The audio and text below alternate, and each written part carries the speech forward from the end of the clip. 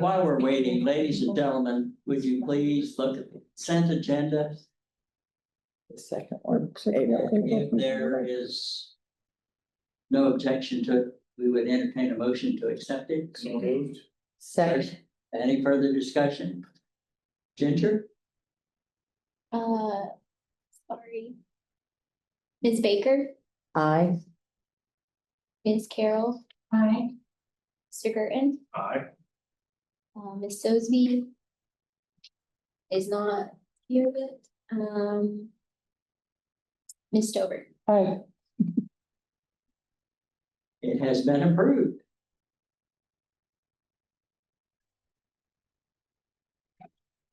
Doug, are you presenting the public policy? Sure, I can. If you remember right, last month, you went ahead and approved the public comments policy with the stipulation that TJ was going to add one line in there, and he did that. So we wanted to give it back to you just so you could see what the change was, although it's already official, so you do not need to vote on it. I have not updated it on the website yet because it wasn't a mission critical policy, to be honest. I was waiting for all of you to see it, and I'll update that later tonight. So Any questions or concerns about the change? Hearing none, how about the sponsorship policy? Well, that is on page 38 or 39 to 40, sorry about that. And it had not been updated in a very long time. So Haley basically like gutted it and took it down to the studs and reworked it. So you can take a look and it's quite different, so. And more in line with our other policies, I would say. So probably the biggest thing that you care about is that we can't like rename the library the Star Plus Energy Library without your input. And I noticed that it was, any sponsorship over 5,000 had to be approved by the board. So you guys can accept other smaller. Harry, are you ready to make a motion? I am. Motion to approve, the policy. Second. Is there any further discussion? I was just curious, like, are there like some examples of sponsorships that the libraries had in the past? Well, originally when we did this, we, the bookmobile, one of our bookmobiles was sponsored by Ivy Tech. Okay. And so for a long time, it drove around with Ivy Tech, like an Ivy Tech ad on it. Which we liked. I mean, it was like, we're advertising education, Yeah. you know? And it was kind of cartoony because it goes to elementary schools, that kind of stuff. And then, we have had other things like maybe a program that's been sponsored. The bank gave money for the Rudolph Run in the past. Yes, we've had sponsorships for the Rudolph Run, and the fundraiser coming up will have sponsorships, so. Okay. You know, they're shown as sponsors, but I don't think any of them have ever been more than $1,000. Yeah. So. Thanks. Just curious. Any other comments?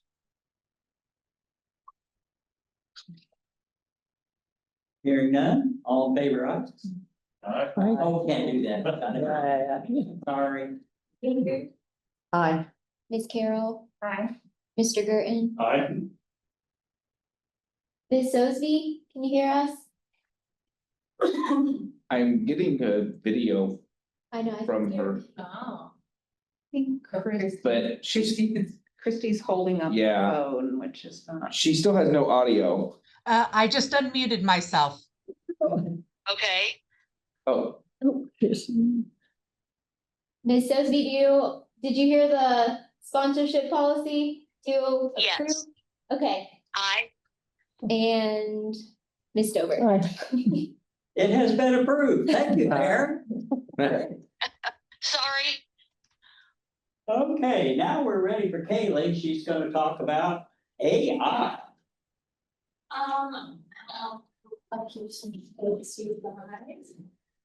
This set of guidelines, so this is not something we're asking you to approve, but this is more for your information. AI is becoming more and more prevalent in all facets of our society, including libraries. And as our staff gets in and uses this technology more, we wanted to make sure we had some appropriate guidelines in place to make sure we're using those tools responsibly. We felt like we didn't want to restrict too much what platforms people can use or some of the creative ways that they can use these tools. But we did want to set some limits in place. So the guidelines include not using AI for hiring decisions. There's some implicit bias concerns that, that are floating around out there. Conducting performance reviews, putting private patron information in without their explicit permission, things like that, to just kind of make sure we're using it responsibly, while still giving staff room to play and use these tools. If you have any questions, I'm happy to answer. No, I thought it was smart to be proactive. It looks good. Everybody completely understands it all. And operate with it. Thank you, Kaylee. Thank you. Staff development dates. We usually close one day a year, and I just want to let you know that we have picked that date, and it is Friday, October 24th. I wanted proactively for you to realize that is part of fall break, and we are sorry about that. It will affect our attendance some, and it is unfortunate day when there are kids out of school. We go to Ivy Tech now and use Hanks Hall, and once we discovered that, as opposed to being squished into rows of seats at South with 95 people in the meeting room, we don't really want to go back to doing that at South. And we had between our events that were scheduled in October and November and Ivy Tech's availability, we ended up on that date. We tried multiple dates. And we didn't want to back it up further than October because we generally do it in November. So we know it's not ideal, but it is the date. So if for any reason you want to know that, I'm letting you know. Our policy, it used to be that you had to vote on every closing date. And my understanding of our current policy is that we can choose a date to close for development day, and that we do not have to approve that individually. If you have any questions, let us know. And Christy's online, and Christy was deeply involved in trying to find a date for a long It was a pain this year. That's a succinct way to explain, yes. So that's it. So we're all set. Any questions? Hearing none, the ILF advocacy. We just wanted to make sure that you saw the flyer that is on pages 44 and 45. And that the picture at the top of that first page is our photo, but you can tell if you notice the library logo on the giant oversized card. And so ILF had put out a call for photos to use as they were, and it was a very short turnaround. And so this is Kaylee's day. Kaylee looked through our photos and sent them. And they chose this as the very top photo for the very top thing that they were talking about. And so, I just thought it was a good thing for you to see that we're capturing things that were useful for statewide advocacy. And if you actually go on to the next page, there's a couple of photos from April 14th when some of us went down for a special call out for advocacy. Not that it affected, unfortunately, one of the things we were hoping to change, and the other, to the best of my knowledge, hasn't been voted on yet. But at any rate, one of the things we did while we were down there is we wrote notes to our senators and representatives who represent parts of the library district. And we had copies of that ILF flyer, and so on that flyer, we know our staff know that little baby's name because that family is our regulars. And so we said, this is child's name. libraries are important for, helping kids like him, become better readers and successful students and, that's why libraries are important. And then we wrote notes to them, we put our business cards in, we sent them in when they were on the floor. And so just wanted to let you know, we really are trying to be helpful, do what ILF asks and help to advocate in that way for public libraries and for Well, funding. we appreciate you putting us out in the front. Oh. Very good advertising. Haley, you're up again. I know, Kaylee, it's just Kaylee's day. Is it time for the? Thumbnail Time, Okay. library con. Library Con, I've given you guys the newsletter because we have a whole page dedicated to it. And if you go to our website, there is detailed information on exactly what time different things are taking place throughout the day.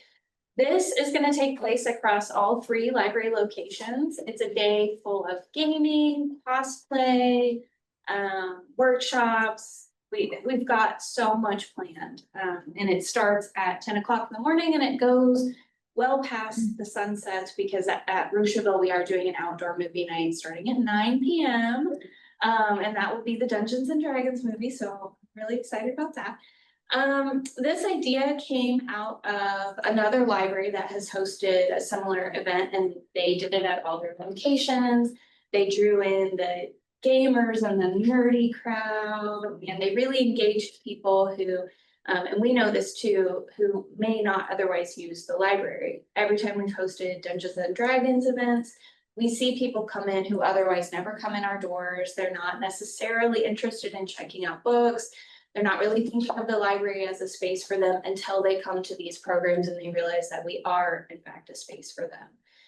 So that's kind of the mission here, is to engage new people, get them in the doors, show them what we have to offer, and have a ton of fun doing it. I've given you guys a sticker as well. We have holographic versions, but to get the holographic, you have to come to the con. So come out on the day of. If you go to all 3 locations, you will be entered into a drawing for a prize. We have some great prizes donated by Kokomo's boys. We're really excited. If you're not into this world at all, come check it out. Maybe you'll find something you're interested in. We are going to do a cosplay contest at the stage at 3 p.m. So you can come see all the creative costumes that people put together for that. You have any questions about the con? How about our teenagers? Is this down their alley? Not really mine. Hey, is that for you? D&D kids. Yeah. Oh, that's good. Good. So we'll see you there then, hopefully. All right. Haley, I think I can speak for all of us. You have done such an outstanding job with the marketing projects that you have, that it's kept our library really top notch. Thank you, thank you. We have a lot to highlight. It honestly makes my job easy. And you do it well. Well, thanks. Kaylee was a huge library user and fan before we hired her. So she marketed the library in her spare time when she had some patrons before we hired her.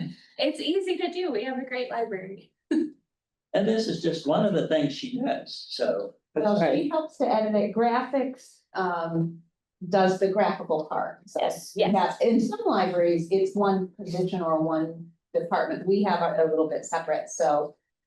Shakti and Ally, work on the newsletter, in terms of graphically, and Kaylee makes sure that we have our ducks in a row. So we aren't sending out things that are incorrect, et cetera. Well, we thank you. Any other business from board? Yeah, I think we somehow missed the other Other new business? new business. Yeah. Whoops.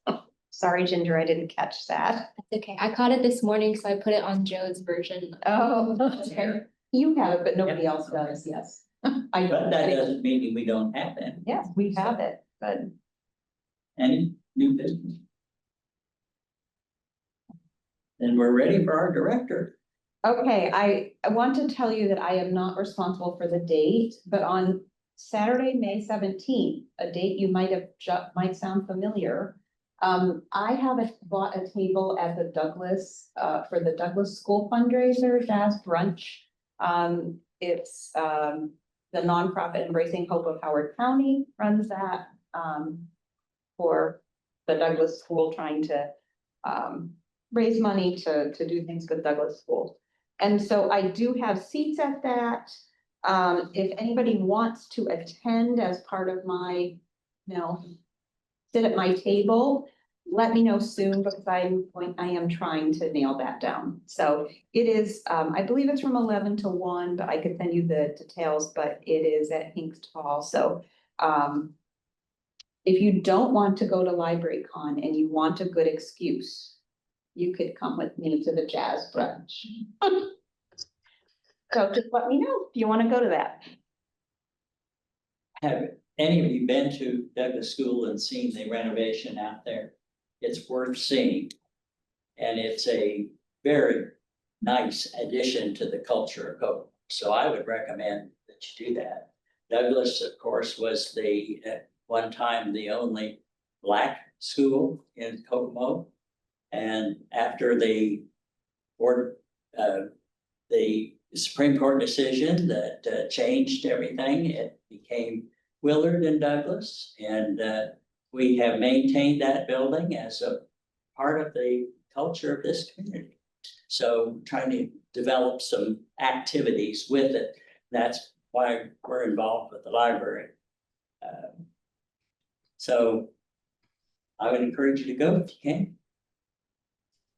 Yeah, and it's no cost to you because I bought the table. So a free meal, free entertainment, and a good cause. But you do have to, it does kind of take a big chunk of your Saturday, so. Are there any other items for the good of the cause? Director is finished? I don't think I have any other announcements other than perhaps letting you know I'm planning to be out of town.